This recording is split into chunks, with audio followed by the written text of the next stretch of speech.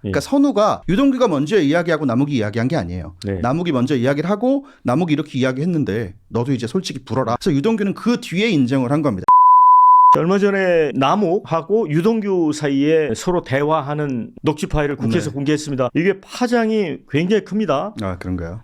남욱이 무슨 1기 수사검사인가요? 2기 수사검사인가? 네네. 뭐 배를 가르겠다라고 네. 해가지고 그것 때문에 굉장히 공격을 받았는데 그 녹취록을 읽어보면 본인이 스스로 불었다. 뭐 그런 얘기가 나오지 않았어요? 그것도 2기 수사팀한테 직접 본 것도 아니고 1기 수사팀 수사 시절부터 불었다. 그러니까 이게 헷갈릴 수 있고 이것도 워낙 긴 사건이고 오래된 사건이라 정리가 좀 필요한데요. 민주당의 주장은 이거였습니다. 2기 검사팀을 불러다가 니네가 조작한 거지. 1기 수사팀 그러니까 문재인 정부 민주당 정부 시절에는 똑바로 했는데 윤석열 정부 들어서서 2기 수사팀 니네가 이 사건을 조작한 거지 라고 시정일관 2기 수사팀을 다그쳤고 남욱도 이에 동조하는 척을 했습니다. 그런데 진실은 녹취록 속에 있었죠. 남욱은 1기 수사팀 당시에도 모든 걸 실토를 했는데 담당 검사가 막내 검사가 조사를 받아서 조서를 꾸며서 올라가면 여기서 네. 올라가는 건 이제 고참들한테 올라갔다는 얘기죠. 그러면 얼굴이 시뻘개져 내려와서 지우고 다시 쓰고 삭제하고 일종의 조작이죠. 조작을 했다라는 실토가 담긴 그것도 묻지도 않았는데 자기가 먼저 유동규에게 이 내용을 전달하는 그런 녹음 파일입니다. 그러니까 이제 그렇게 얘기를 했잖아요. 담당 검사가 조서에 남기면 불러 올라가서 또 내려와서 지우고 그렇죠. 시나리오에 안 맞거든. 그러니까 시나리오라는 표현을 남욱이 했었어요. 네. 그랬다고 보면 1기 수사팀은 진실을 밝히는 수사팀이었다라기보다는 시나리오를 쓰는 작가들이었다. 검사들이. 이렇게 네. 봐야 됩니까? 책을 쓰지 그러면.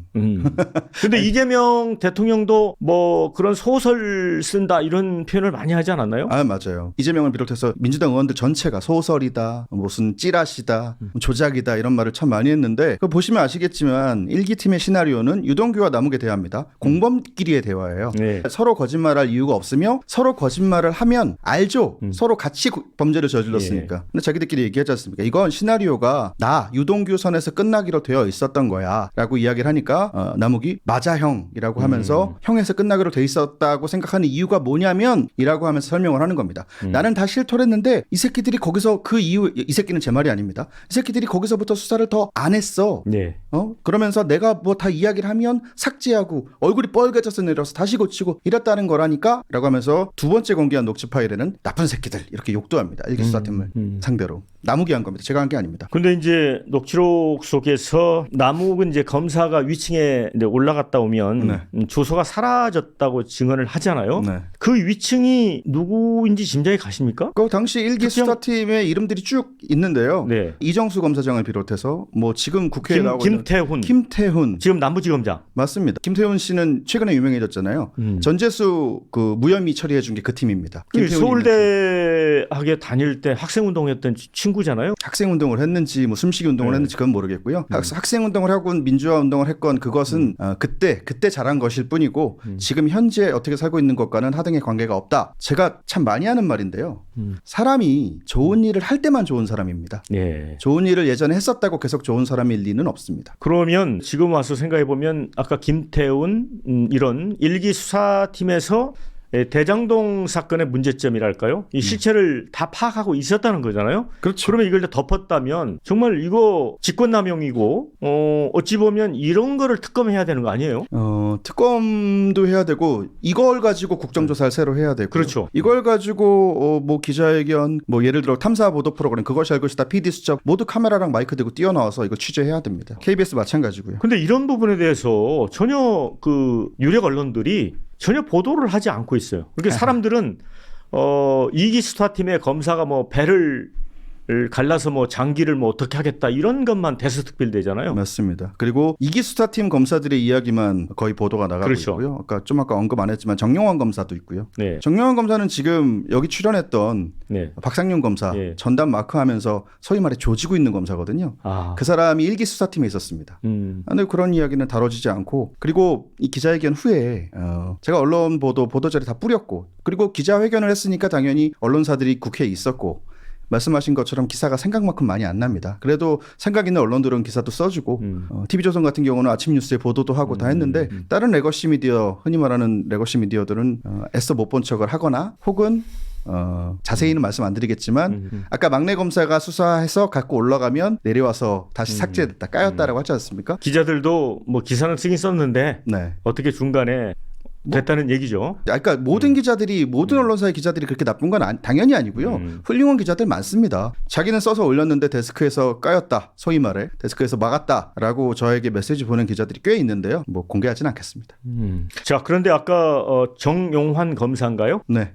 그분은 사실 국회에 나와서 거짓말한 거 아니에요? 저는 그렇게 처음 생각합니다. 발언하고 나중에 발언이 달라졌잖아요. 맞습니다. 이게 뭐가 이제 계속 까일 네. 거라는 걸 알고 있는 거고 제가 듣는 정보를 검사들이 모를 리는 없을 거고 제가 어떤 파일을 들고 있는지도 검사들이 다 알고 있을 겁니다. 제가 다 공개한 것도 아니고요. 제가 뭘 더 들고 있는지도 파악하고 있을 거라고 보는데 아차 싶었다고 저는 봅니다. 처음 이야기한 것과 달리 두 번째 나왔을 때는 좀 다르게 이야기를 했죠. 근데 궁금한 거는 두 사람의 그 녹음 내용이잖아요. 네. 그건 누가 녹음한 거예요? 그거는 이제 말씀드릴 수가 없고요. 진짜 궁금했는데 네. 그런 답변 나올 줄 알았어요. 저는 그러면 그 당사자 두 사람 중에 한 사람이겠죠? 뭐 물론 뭐 제가 길 가다가 줍긴 했는데요. 제보자들 이야기는 어지간하면 저는 안 합니다. 그러면 그 대화가 나누어진 거는 이게 전화 통화입니까? 아니면 어느 뭐 그 자리에서 둘이 마주 앉아서 차 마시면서 하는 얘기입니까? 당사자 간의 녹음 파일은 맞고요. 네. 어디서 어떻게 했는지까지는 죄송합니다. 다 말씀드리면 안 될 것 같아서. 전화 통화 같기도 하고 아닌 것도 같기도 하고 그러더라고요. 왜 그렇게 느끼셨냐면 네. 파일이 하나가 아닙니다. 네네. 앞으로도 그럼 파일이 지금 공개된 네. 거보다 굉장히 많이 갖고 계시다는 얘기죠? 분량으로 치면 제가 공개한 건 10분의 1 정도밖에 안 됩니다. 혹시 뭐 갖고 계신 파일 관련해서 뭐 검찰이나 이런 데서 좀 달라고 이렇게 요구해 온 적은 없어요? 수사하겠다? 이번뿐만이 아니고요. 네. 제가 그 아시는 분들은 아실 텐데 기자회견이 제가 처음이 아니고 자료 공개한 것도 처음이 아닙니다. 저는 이 녹음 파일뿐만이 아니고 이재명 시장이 성남시장 시절에 이재명 시장의 비서실에 있던 PC 하드도 제가 들고 국회에 간 적이 있습니다. 그 하드 파일이 어떻게 제 손에 들어왔냐면 이게 사실 뉴스감인 건데 성남시청에 검색해 보시면 알겠지만 검찰에 압수수색이 몇 번 들어간 적이 있습니다. 그렇죠. 검찰에 압수수색이 있기 전날 혹은 전전날 그 하드가 밖으로 나온 겁니다. 어떻게? 압수수색이 들어올 걸 알고 압수수색이 들어온다고 하니 이 하드 지금 네가 가지고 있어라 라고 해서 그 사람이 받아서 또 다른 사람한테 전달하다가 제 손까지 들어온 거거든요. 이것만 가지고도 사실 뉴스거리고 세상이 뒤집어져야 될 일이라고 생각을 합니다. 그러면 그거는 이제 명백한 증거 인멸이잖아요. 그렇죠. 누가 빼돌렸는지도 알고 그 하드 속에 뭐가 있었는지도 제가 일부는 공개를 했습니다. 그때 제가 기자회견에서 말씀을 드렸어요. 특검이든 대장동 수사팀이든 공수처든 부르면 가겠다.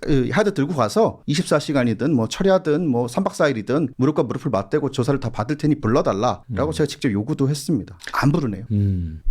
그래도 지금 경찰이 수사하고 있는 전재수 부산시장 후보자 같은 경우는 까르띠에식에 이제 받았고 그다음에 합쳐가지고 뭐 도합 3천만 원이 안 된다고 해서 이제 공소 이제를 제기할 수 없다. 그렇게 해서 이제 수사를 이제 스톱을 해버렸긴 하지만 그 검찰 네. 그 압수수색 나왔을 때 이제 하드디스크 뭐 훼손하고 그 뭐 바트로인가 어디 버렸다는 보좌관만 그랬어요. 보좌관은 지금 기소돼 갖고 재판 받아야 돼요. 그러니까 깜빵행위 예고돼 있어요. 증거인멸이기 때문에. 뭐 그나마 거기도 했는데 이재명 당시 성남시장실에서의 그 경우는 아예 뭐 증거인멸에 대해서 수사도 안 한 거네요. 그러니까. 그것뿐만이 아니고 네. 일단 전재수 씨는 시계 안 차실 거면 저 주셨으면 좋겠고요.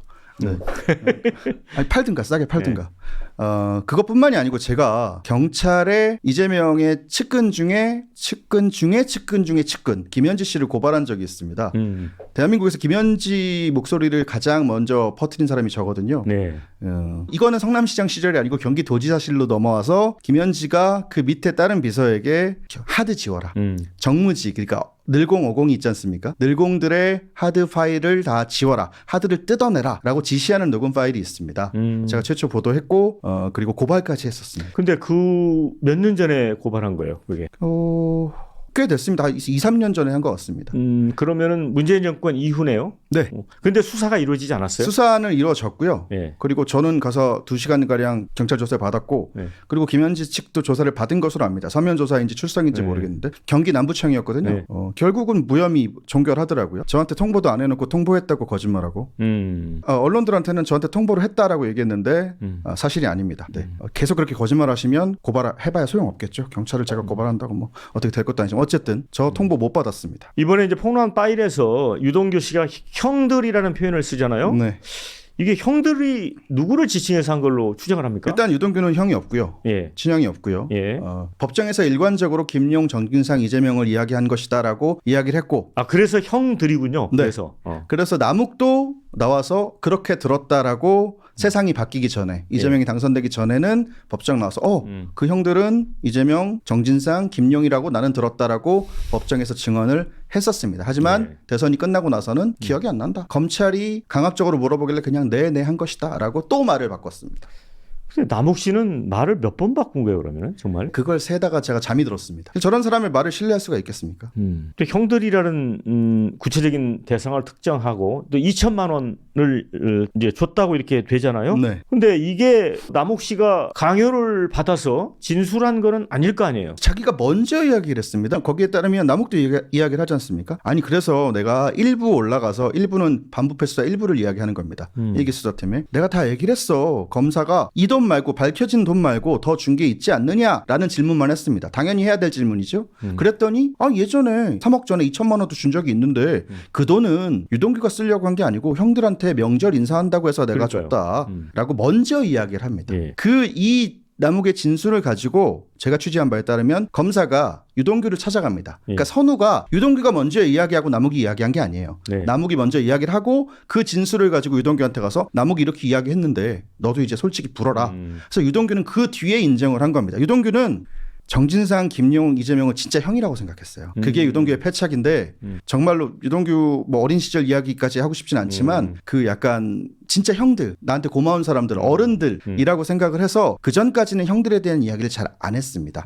감춰주고 자기 혼자 안고 가려고 했었다라는 말을 개인적으로도 저한테 많이 했었어요. 근데 남욱이 저렇게 다 불었대는데 이제 어쩔 수 없겠구나 하고 맞습니다라고 인정을 한 거고 그래서 검찰은 양쪽에게 모두 크로스 체크, 팩트 체크를 해서 이 사실을 재판에서 알리고 기소장에도 올리고 공소장에도 올리고 이렇게 한 건데 남욱은 유동규가 검사한테 분 거를 가지고 검사가 나를 압박해서 내가 어쩔 수 없이 맞다 해줬을 뿐이다라는 제 입장에선 거짓말을 하고 있습니다. 그러니까 이제 형들이 이재명, 정진상, 김용 이렇게 지칭한다고 하면 박근혜 전 대통령 탄핵 때 적용됐던 그 경제적 공동체라는 부분을 적용해 봄직도 한데 어떻게 봐요? 경제적 공동체, 정치적 공동체를 넘어서 그냥 인생 자체가 공동체입니다. 특히 이재명과 정진상은 뗄래야 뗄 수가 없는 뭐랄까 쌍방울 같은 사이고요. 네. 네. 한쪽만 떼면 아프잖아요. 네. 방울 같은 사이고 뗄래야 뗄 수가 없는 법률적으로는 정치적 공동체라고 그냥 뭉뚱그려 얘기할 수 있겠지만 그냥 샴 쌍둥이 같은 겁니다.